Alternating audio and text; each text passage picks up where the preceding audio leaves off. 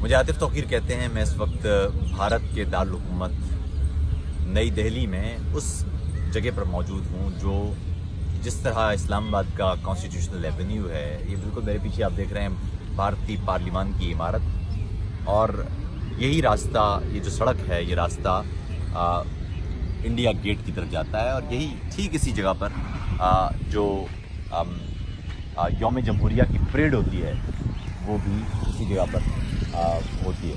اب یہاں بھارت میں کچھ دن گزرے, اس بیچ میں بہت سے لوگوں سے ملاقات ہوئی, خاص طور پر سول سوسائٹی کے بہت سارے لوگوں سے میری ملاقات ہوئی, جن میں وہ افراد بھی شامل تھے جو یہاں انسانی حقوق کے لیے کام کر رہے ہیں, وہ بھی شامل تھے جو خواتین کے حقوق کے لیے کام کر رہے ہیں. کچھ ایسے افراد بھی تھے جو اقلیتوں, خصوصاً مسلمانوں کے حوالے سے جو ان دنوں خدشات ہیں یا خوف ہے اس پر کام کر رہے ہیں. کشمیر سے تعلق رکھنے والے کچھ لوگوں سے بھی بات ہوئی.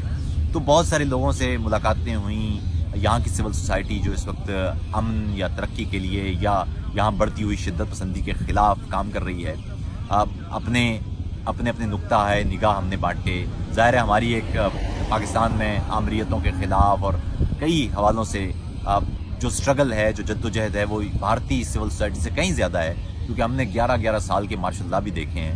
اور اس حوالے سے بھارتی سول سوسائٹی کو پاکستانی سول سوسائٹی سے بہت ساری مدد بھی مل سکتی ہے.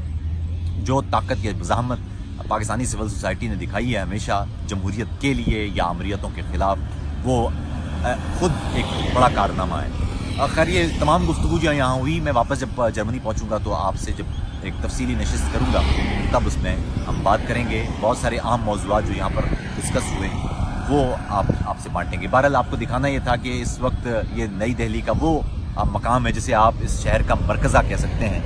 یہیں وہ تمام عمارتیں ہیں جنہیں ایک طرف ہم بھارت میں جمہوریت کی علامت بھی قرار دیتے ہیں, اور ساتھ ہی ساتھ یوں سمجھ لیجئے کہ پورے بھارت کا جو دل ہے وہ یہاں ہی سمٹ آتا ہے اس ایک علاقے میں, جہاں تمام مختلف خطوں کے لوگ آ کے جمہوریت کے حوالے سے ایک دوسرے سے جڑے ہوتے ہیں اور بھارتی دستور کے حوالے سے ایک دوسرے سے جڑے ہوتے ہیں. میں جب واپس پہنچوں گا تو تفصیل سے بات ہوگی کہ یہاں کی سول سوسائٹی کے ساتھ, یہاں کی اقلیتوں کے ساتھ یا دیگر قومیتوں کے ساتھ کس انداز کی گفتگو ہوئی, کیا کیا باتیں طے پائیں. اپنا خیال رکھیے, جلدی ملاقات ہوگی.